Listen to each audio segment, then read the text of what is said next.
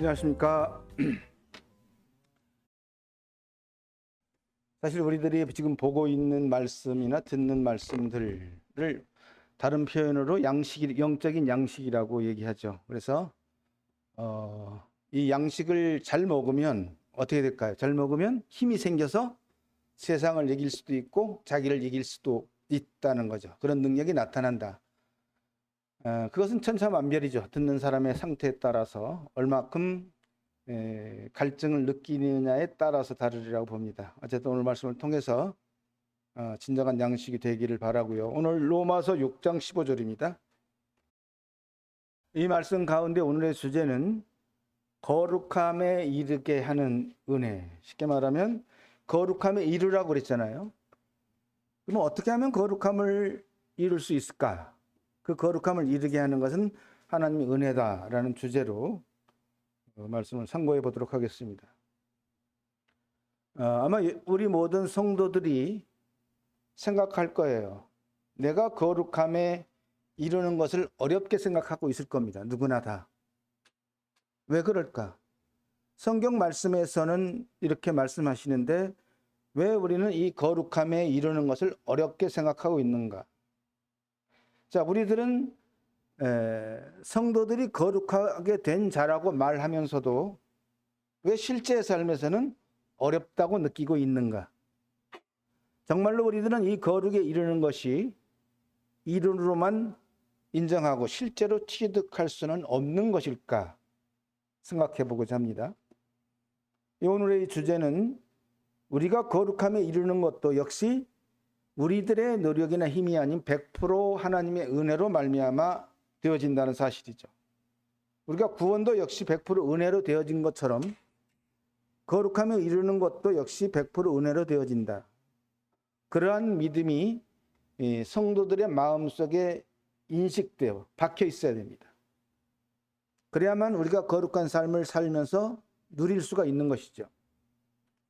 이것을 다르게 표현하면 성도가 믿음으로 산다고 하는 의미가 됩니다.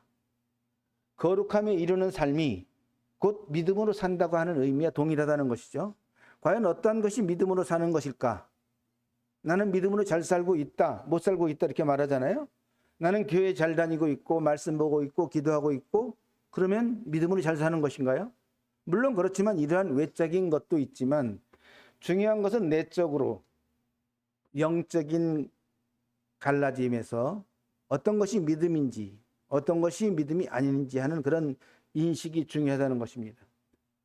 사실상 우리는 연약한 육체의 몸을 입고 있는 건 사실이에요.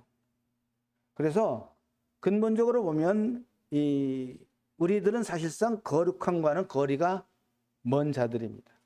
그것은 바로 육적인 속성이 있기 때문인데 그런 속성 속에서 우리는 하나님의 자녀로 거듭나서 이제는 100% 은혜의 선물로 거룩함에 이룰 수 있다는 것이 오늘 말씀의 진술입니다. 그래서 오늘 말씀을 통해서 어떻게 믿음으로 살 수 있는지 어떻게 거룩함에 이룰 수 있는지를 한번 알아보고자 합니다. 15절에 그런즉 어찌하리요 우리가 법 아래에 있지 아니하고 은혜 아래에 있으니 죄를 지으리요 그럴 수 없느니라. 여기서 가장 중요한 단어는 성도는 은혜 아래에 있다고 하는 그런 믿음의 인식이 정립되어 있어야 돼요. 나의 상태가 어떠하든지 나는 은혜 아래에 있다. 은혜의 지배를 받고 있다. 거듭난 하나님 자녀가 은혜 아래에 있다는 것은 어떤 의미일까를 보면 성도의 지배권을 하나님이 갖고 있다는 의미이기도 해요. 나라고 하는 그 나를 하나님이 그 지배권을 갖고 있다. 그러므로 인해서 성도는 하나님의 보호하심 속에 있다. 하나님은 나와 동행하시고 나를 붙들고 있다고 하는 그런 의미이기도 합니다. 거기서 핵심적인 것은 나는 하나님의 사랑을 공급받고 있다 하는 그런 사실입니다. 은혜 아래 있다는 사실은. 은혜 밖에 있으면 그 사람은 사랑을 공급받을 수가 없어요. 또 여기 우리가 법 아래 있지 아니하다 그랬죠. 하나님은 말씀하실 때 은혜 아래에 있단 말을 하기 전에 법 아래에 있지 않단 말을 먼저 하셨습니다. 이유가 있어요. 모든 사람은 이 두 가지 영역 속에 들어가 있습니다. 법 아래에 있든지 은혜 아래에 있든지 하는 것이죠. 분명한 것은 우리들이 구원받기 전에는 법 아래에 있다가 구원받음으로 인해서 은혜 아래로 옮겨졌다는 것을 우리는 믿어야 됩니다. 인식하고 있어야 돼요. 그래서 하나님께서 우리들에게 은혜가 아닌 법 아래 있다고 하는 것을 먼저 말씀하신 이유는 뭐냐면 그만큼 우리들에게 습관으로 깊이 들어와 있는 것이 바로 법 아래서 살아왔던 그런 학습된 몸을 갖고 있기 때문이죠. 성도들이 거듭난 이후로도 이러한 문제로 신앙생활에 어려움을 겪고 있다는 것입니다. 그런데 오늘 말씀에서는 성도는 은혜 아래 있으면 죄를 지을 수가 없다. 이걸 어떻게 이해해야 될까요? 나는 은혜 아래 있는 건 확실한데 때로는 죄가 지어지는데 그럼 이 말씀은 뭐지? 라고 생각할 수 있죠. 이 말씀의 의미는 곧 지배권의 의미를 말합니다. 우리들을 누가 지배하느냐에 따라서 우리는 죄를 지을 수도 있고 짓지 않을 수도 있어요. 그런 의미죠.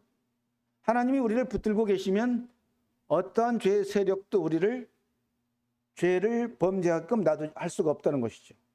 따라서 하나님께 붙들림 받은 성도는 죄를 지을 수가 없어요. 내 힘이 아니죠. 하나님의 힘으로. 우리가 하나님의 붙들림 가운데 들어가지 않기 때문에 죄를 짓게 되는 것입니다. 성도는 이미 순종의 종으로 신분이 바뀌어 있는 상태예요. 그러므로 새로운 피조물이 된 하나님의 자녀는 무엇을 받느냐면 새 생명의 속성의 법칙에 의해서 우리는 하나님의 은혜 가운데, 은혜 아래에 있다는 것입니다. 우리는 이것을 영적인 본능으로도 알고 말씀으로도 아는 거예요. 두 가지가 다 합니다. 그래서 성도는 하나님의 은혜를 먹고 사는 것이고 하나님의 은혜를 먹고 사는 것이 성도들의 기본적인 영적 호흡이 되고 영적인 활동이 된다는 것입니다. 16절에 보니까 너희 자신을 종으로 내주어 누구에게 순종하든지 그 순종함을 받는 자의 종이 되는 줄을 너희가 알지 못하느냐? 혹은 죄의 종으로 사망에 이르고 혹은 순종의 종으로 의에게 이르느니라 그랬습니다. 의에 이르느니라. 종이라고 하는 문자적인 의미가 바로 사전적 의미를 보면 타인의 의지에 자신의 뜻이 매몰된 자가 종입니다. 타인의 지배자의 그 의지에 의해서 내 뜻이 매몰되는 것이죠. 거기에 끌려간다는 얘기죠. 그래서 노예를 의미합니다. 또 다르게 표현하면 죽음으로서만 풀려날 가능성을 가진 타인의 강력한 속박 아래에 처한 자라고 풀이합니다. 그게 종이에요. 종. 자기 힘이 아니죠. 죄의 종이냐 순종의 종이냐, 성도는 누구의 종으로 살 것인가, 이걸 선택하라는 의미가 아니에요. 사실은 결과적인 의미를 보여주는 것이죠. 그래서 성도에게 있어서는 의지의 문제가 아니에요. 이제부터 내가 의지를 써서 순종의 종으로 살아야지, 죄의 종으로 살지 않을 거야, 그런 말이 아닙니다. 죄의 종이냐 순종의 종이냐, 이것은 새 생명에서 흘러나오는 자연적인 속성적인 문제죠. 내가 순종의 종으로 사는 것은 내 안에 있는 새 생명으로 인해서 거기서 흘러나오는 속성적인 문제고 법적인 문제입니다. 8장 1절에 보면 이는 그리스도 예수 안에 있는 생명의 성령의 법이 죄와 사망의 법에서 너를 해방하였음이라 그랬습니다. 다만 성도가 이렇게 살아야 한다는 삶의 표지판은 됩니다. 이 말씀은 나는 이렇게 살아야 돼 하는 표지판이 되고 나는 이 방향으로 가야 돼 라고 하는 삶의 방향성을 보여주는 말씀입니다. 그리고 거듭난 성도들에게는 죄에 대한 개념이 달라져 있어요. 성도가 구원받기 전에는 사람이 서로 미워하고 탐욕을 부리고 악한 생각을 하는 율법적인 개념의 죄였다면 거듭난 이후로 성도에게는 죄의 개념이 어떻게 바뀌었느냐? 믿음으로 행하지 않냐는 모든 것이 죄라고 했어요. 사랑하지 않는 것이 죄고 용서하지 않는 것이 죄고. 그래서 이제 새로운 피조물이 된 성도의 삶은 그 기준점과 방향성이 이제는 죄를 짓느냐 안 짓느냐가 아닙니다. 그 너무나도 유치원 같은 율법적인 생각이에요. 성도가 그런데 시선을 맞추고 살면 어려워집니다. 이제는 성도의 그 기준과 방향점은 죄를 짓느냐 안 짓느냐가 아니라 하나님을 내가 가까이 하는 삶이냐 멀어지는 삶이냐가 기준이 돼야 돼요. 죄냐 아니냐는 옛사람의 기준점입니다. 성도의 기준점은 오직 하나님이죠. 하나님과 함께 사느냐 떨어져 사느냐, 은혜 아래서 사느냐 은혜 밖에서 사느냐. 하나님을 가까이 하느냐 멀리 하느냐, 이게 바로 성도의 기준점이 돼야 됩니다. 그래서 성도의 삶은 시선을 죄에 맞추고 사는 게 아니에요. 내가 죄를 짓지 말아야지. 옛날에 기억날 겁니다. 그건 백발백중 실패입니다. 그럼 성도가 맞추고 살아야 되는 삶의 시선은 하나님의 은혜를 바라보고 은혜에 맞추는 것입니다. 만약 성도가 시선을 죄에 맞추고 경계하는 삶이 된다면 100% 실패, 율법적 신앙생활에 빠집니다. 마치 법 아래에 있는 자처럼 살게 되고 늘 그는 연약한 자로 살아요. 난 못 살아, 난 연약해가 바로 기준점을 죄에 맞추고 살기 때문이죠. 16절에서는 사람은 보통 순종함을 받는 자의 종이 된다 그랬어요. 너희 자신을 종으로 내주어 누구에게 순종하든지 그 순종함을 받는 자의 종이 되는 줄을 너희가 알지 못하느냐. 사람은 근본적으로 두 주인을 섬길 수가 없다고 성경이 말씀하시죠. 이 원리처럼 성도는 하나님을 섬기는 의의 종이 된 것으로, 따라서 성도는 죄의 종으로 삶을 살 수가 없다는 것입니다. 이게 정상이에요. 이것은 선택하라는 말이 아니에요. 내가 누구의 종으로 살 거냐 선택하라는 게 아니에요. 이미 선택되었고 이미 성도는 의의 종이 되어 있습니다. 다만 결과를 말해주는 것이죠. 물론 이 말씀은 새롭게 변화된 성도의 삶의 방향성을 보여주고 신분에 합당한 삶이 뭔지를 원리를 보여주는 것이죠. 그리고 성도들의 신앙의 올바른 지표가 되는 말씀입니다. 너가 지금 행동하는 행동의 결말은 누구의 종으로 사는 건지에 대한 지표가 되는 것이죠. 그래서 이런 말씀의 성취는 그러나 자동적으로 이루어지는 게 아니고 믿음으로 살 때만 이루어집니다. 믿음으로 살 때. 믿음으로 살지 아니하면 우리는 이 말씀이 이루어질 수 없다는 것이죠. 그래서 성도는 의의 종으로서 사는데 의의 종으로 살 수 있도록 실천적인 방법이 13절에 나옵니다. 13절에 또한 너희 지체를 불의의 무기로 죄에게 내주지 말고 오직 너희 자신을 죽은 자 가운데서 다시 살아난 자같이 하나님께 드리며 너희 지체를 의의 무기로 하나님께 드리라, 그렇게 나와 있죠. 이게 의의 종으로 사는 실천적 방법이죠. 사실상 우리들의 몸의 지체는 우리가 결정하잖아요. 내가 어떻게 살지, 어떤 행동을 할지, 어떤 말을 할지는 우리가 결정합니다. 하나님 결정하는 건 아니에요. 그래서 우리 몸의 사용권을 내가 갖고 지금 살고 있잖아요, 현재. 그래서 우리가 어떤 걸 선택하기도 하고 선택하지 않기도 하고 그것이 우리의 의지에 달려 있습니다. 그게 무의식 속에서든지 의식 속에서든지 매일 우리는 어떤 방향으로 사용되고 있어요. 어떤 방향을 선택하고 있습니다. 그런 실천적인 방법에서 하나님은 너희 몸을 지체를 불의로 무기로 내주지 말라 하는 것이 우리의 그 실천 방법을 알려주고 있는 것입니다. 이 부분에서 중요한 것은 우리의 내면에 내가 인생을 살아가는데 어떠한 삶의 가치관을 갖느냐가 중요합니다. 어떤 기준점을 갖고 있는지가 중요합니다. 저는 이 가치관을 얘기하면 구원받고 얼마 되지 않아서 일본에 갔을 때 일본의 그 자매님들하고 만나서 처음 교제를 할 때 그분들이 한 얘기가 기억이 나요. 내가 구원받으니까 물어봤어요. 당신들은 구원받으니까 뭐가 변했나요? 그랬더니 삶의 가치관이 변했다는 얘기를 딱 하더라고요. 그 자매님들, 오래된 자매님들이. 근데 그건 정말 옳은 말이에요. 삶의 가치관이 어떤 게 중요하고 어떤 게 중요하지 않다는 가치관 자체가 바뀌는 것입니다. 그것에 따라서 자기가 어떤 방향성의 삶을 살지가 결정이 되는 것이죠. 그래서 이 13절 말씀은 자기 몸의 지체의 사용에 대한 방향성을 알려주는 것이죠.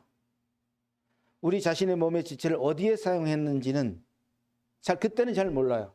근데 결과를 보고서야 명확히 알 수 있어요. 결과를 보면. 본인이 죄의 종이 되는 것은 사실은 자기 자신의 지체를 불의의 무기로 내어주었기 때문입니다. 억지로 뺏어간 건 아니에요. 자기가 선택한 겁니다. 그러므로 성도들에게는 삶에 대한 가치관의 정립이 매우 중요하고 자신의 의지를 어디에 사용하는지가 중요하다는 것입니다. 먼저 자신을 의의 종에게 내어주면 죄의 종이 되지 않을 수 있다. 아주 쉬운 결론인데요.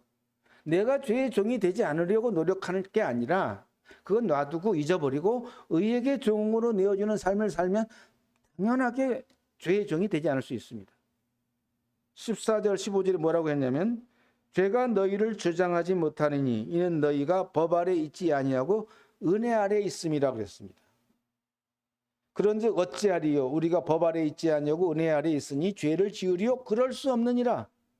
그럴 수가 없어요. 성도는 먼저 이러한 믿음을 갖고 있는 게 중요합니다. 나는 은혜 아래에 있는 하나님의 자녀이다. 감히 죄의 세력이 나를 종으로 삼을 수가 없다고 하는 그런 믿음, 인식이 중요하다는 것입니다. 그래서 성도가 죄를 지을 수 없다고 그러잖아요. 죄를 지으려 그럴 수 없느니라. 어떻게 생각하세요? 이 말씀을 들으면 이 말씀이 공허하게 들리나요? 아니면 이 말씀이 비현실적으로 들립니까? 아닙니다. 이 말씀은 진리인데요. 이걸 생각해 보십시오. 마치 어린 자녀 아이가 엄마 품에 있으면 다른 어떤 문제를 일으킬 수 없는 원리와 동일합니다. 성도들이 하나님과 함께 있다는 것이 그저 공허한 이론이 불과한 게 아니라는 얘기입니다. 능력의 하나님이 붙들고 계시기 때문에 감히 죄의 세력이 들어올 수 없게 되는 거예요. 이게 현실입니다. 이론이 아니에요. 물론 이 말씀은 역시 전제 조건이 오직 믿음으로 산다면 되어지는 성취될 수 있는 말씀입니다. 17절에 보니까 하나님께 감사하리로다 너희가 본래 죄의 종이더니 너희에게 전하여 준다. 교훈의 본을 마음으로 순종하여 죄로부터 해방되어 의에게 종이 되었느니라. 이건 우리의 의지가 아닙니다. 법적인 문제예요. 법적으로 된 거예요. 이 말씀을 우리들의 마음에 새겨야 됩니다. 나는 죄로부터 해방되었고 의에게 종이 이미 되어 있구나. 다르게 표현하면 믿음의 인식이 들어있어야 한다는 거죠. 현재 자신이 소속이 어디인지를 아는 것입니다. 자, 우리가 회사에 다니는 사람들은 출근을 하죠. 내 소속, 내가 다니는 회사 소속이 서울에 있는 사람은 서울로 출근하잖아요. 근데 서울인데 내가 다른 길로 갈까요? 계양구로 갈까요? 아니에요. 나의 소속을 정확히 알기 때문에 그쪽으로 따라가는 거죠. 그 원리와 동일한 것이죠. 그래서 우리들은 죄로부터 해방되어서 의에게 종이 된 자들입니다. 이미. 의의 종이 되려고 노력할 필요가 없다는 거예요. 죄와 사단이 연결되어 있듯이 하나님과 의가 연결되어 있습니다. 이 두 가지는 분리될 수가 없어요. 하나님과 함께 있는 자는 의에게 종이 된 자입니다. 세상에서 그렇잖아요. 자신이 속해 있는 기업이나 단체들을 유리하게 하는 행동을 하듯이 본성적으로 성도들 역시도 하나님의 의의 영역에서 살아가고자 하는 생명의 속성이 작동한다는 것입니다. 자꾸 방향이 글로 가요. 자꾸 예배가 좋아지고 예배를 드리고 싶고 성도를 사랑하게 되고 방향이 나도 모르게 속성 속에 그게 나오는 것이죠. 그리고 의의 종들은 성도들이죠. 의의 종들은 기본적으로 진리를 따르는 자들입니다. 기본적으로. 따라야 돼가 아니에요. 율법이 아닙니다. 기본적으로 진리를 따르는 자. 여기에서 나오는 게 바로 새생명에서 나오는 두 가지가 있는데 새생명에서 나오는 속성적인 측면이 있고 내 안에서 나오는 의지적인 측면 두 가지가 존재합니다. 이 부분에서 우리들은 완벽이냐 아니냐가 아니에요. 내가 죄를 짓느냐 아니냐 그걸 말하는 게 아닙니다. 삶의 방향성을 얘기하는 것이죠. 그리고 또한 우리의 그 의지만 갖고 되는 게 아니라 하나님이 도우신다는 걸 인정해야 됩니다. 나의 의지도 사용하지만 하나님의 도우심이 작동한다. 로마서 1장 5절에서 뭐라고 했냐면 그 이름을 위하여 모든 이방인 중에서 믿어 순종케 하나니 그랬어요. 내가 하는 게 아니라 믿었더니 그냥 순종케 하는 하나님의 능력이 와서 나를 그쪽으로 끄는 겁니다. 나는 너무나 자연스럽게 그쪽으로 가는 거예요. 그래서 의의 종들은 억압적이거나 율법적으로 진리를 따르는 자가 아니라 하나님의 은혜로 인해서 자발적으로 따라간다. 이게 없으면 우리의 의지만으로는 어렵습니다. 안 됩니다. 힘이 빠지면 못하게 돼 있어요. 19절에 너희 육신이 연약함으로 내가 사람의 이해대로 말하노니 전에 너희가 너희 지체를 부정과 불법에 내주어 불법에 이른 것 같이 이제는 너희 지체를 의에게 종으로 내주어 거룩함에 이르라. 자, 거룩함에 이르라고 하는 비결이 나왔습니다. 너희 지체를 의에게 종으로 내주어. 우리들은 자신이 율법 아래에 있는지 은혜 아래에 있는지를 인식하는 게 중요합니다. 믿음에 의해서. 성도들은 당연히 의의 종이 되어 있다는 사실을 믿고 있고 인식하는 것이 중요하다는 얘기죠.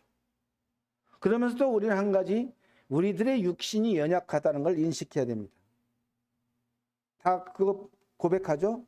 저는 육신이 있어서 약해서 연약해요. 근데 거기에서 우리가 조심해야 되는 것은 내가 연약한 게 아니에요. 자꾸 내가 연약하다고 그러시면 안 됩니다. 나의 육신이 약한 겁니다. 즉 나와 나의 육신을 분리시키라는 것이죠. 여기서 나는 새로운 피조물이고 나의 육신은 옛사람이기 때문에 이 두 가지를 영적으로 분리해야 돼요. 그래서 이 육신은 인간의 본성을 나타내는 자아를 의미합니다. 그리고 이 육신이 약한 대상이 뭐냐면 바로 의에 대해서 약한 것이죠. 육과 영이 하나가 될 수 없고 통할 수 없는 것이기 때문이죠. 해결책은 우리의 지체를 의가 되시는 주님과 주의 말씀을 따르면 되는 거예요. 다른 게 우리 힘으로 이루는 게 아니라 우리 지체를 의의 병기로 드리는 것은 내 힘과 의지로 드리라는 게 아니라 주님을 따라가면, 말씀을 따라가면 자동으로 되어지는 것입니다. 이제는 너희 지체를 의에게 종으로 드려 거룩함이 이르라. 물론 자기의 의지도 필요하지만 더 큰 능력은 나의 의지보다는 하나님의 이끄심입니다. 그래서 의에게 종으로 따르는 것은 곧 어떤 거냐? 진리의 말씀을 따르는 것입니다. 진리의 말씀을 따르는 것은 다른 말로 하나님과 함께 동행하는 삶이에요. 동행하는 의미입니다. 우리가 법적으로 의인이 되었어도 우리 스스로의 힘으로는 의인처럼 살 수가 없다는 것이죠.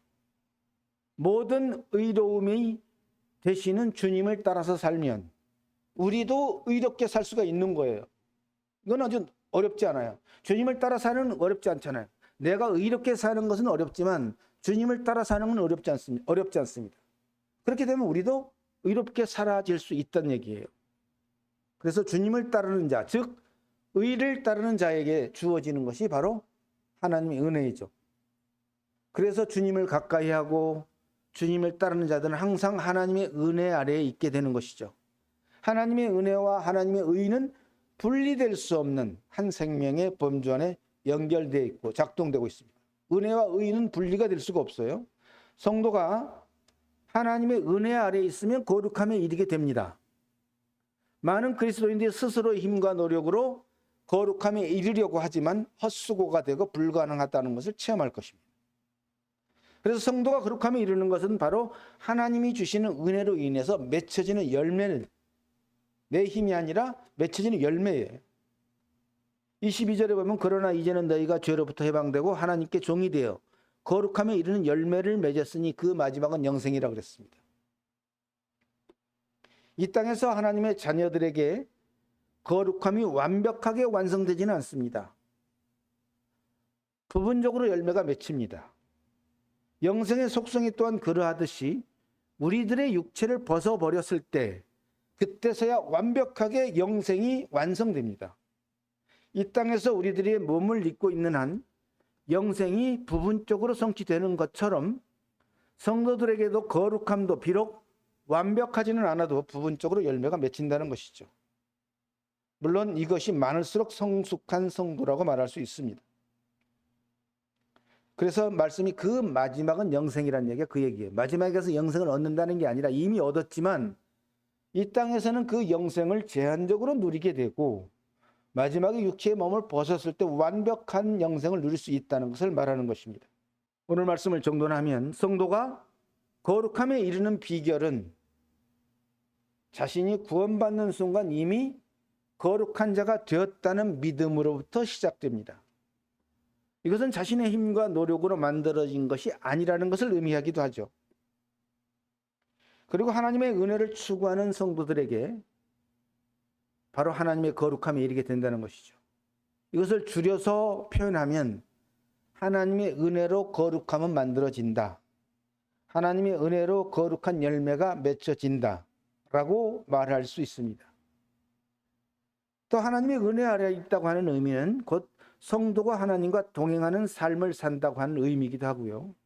이렇게 사는 것을 다른 말로 믿음으로 산다고 하는 것입니다. 하나님과 동행하지 않으면서 난 믿음으로 산다? 그건 거짓말이고 오해되는 것입니다. 그리고 우리들의 믿음의 인식이 중요합니다. 그것은 바로 우리는 이미 하나님의 종이 되었고 하나님의 종 가운데 의의 종이 되었다고 하는 사실의 인식이 중요하고요. 이렇게 사는 것이 우리들이 행복해지는 비결이다. 내가 행복하고 하는 삶을 살고 싶으면 하나님의 의의 종으로 사는 것이다. 그게 우리의 본분이다 라는 믿음의 인식이 중요합니다. 그럼 그 사람은 계속 그러한 삶의 방향성을 추구할 것입니다. 오직 하나님의 은혜만이 우리들을 승리하는 삶을 살게 하고 또한 거룩한 삶을 살게 합니다. 따라서 우리들이 가장 중심적으로 추구해야 될 신앙의 방향성은 하나님의 은혜를 먹고 사는 것입니다. 하나님의 은혜를 먹고 살려면 하나님을 가까이 찾아가야 되고 또한 진리의 말씀을 따라가야 되고 의의 종으로서의 삶을 따라가는 동일한 연결되는 말씀이라고 생각합니다. 기도하겠습니다. 자비와 긍휼이 무궁하신 하나님 아버지, 우리가 죄로부터 구원받았을 그 순간에 이미 거룩한 자가 되었고 의의 종이 되었다고 하는 사실에 감사를 드립니다. 우리가 신앙생활하면서 우리의 힘으로 거룩해지려고 노력하지만 실패할 수밖에 없고 참 우리의 지체를 불의의 병기로 들이지 않으려고 노력하지만 실패하는 이 모든 경우가 있지만 우리는 이미 하나님의 은혜로 인해서 참 의의 종이 되었고 참 거룩한 자가 되었다는 그 믿음 가운데서 살아가게 하시고 오늘도 이 말씀을 통해서 하나님의 이 원하시는 거룩함을 이루는 이 삶이 오직 하나님의 은혜로만 살 수 있다는 사실에 감사를 드립니다. 오직 저희들이 나아가야 될 방향은 하나님을 가까이 하는 삶을 살고 하나님과 동행하는 삶을 살고 진리를 따르는 삶을 살 때 우리의 삶 속에서 거룩함의 열매가 맺혀진다는 사실에 감사를 드립니다. 우리 모든 성도님들이 그러한 삶을 살 수 있도록 축복해 주시길 원합니다. 우리 주 예수님의 이름으로 기도드립니다. 아멘.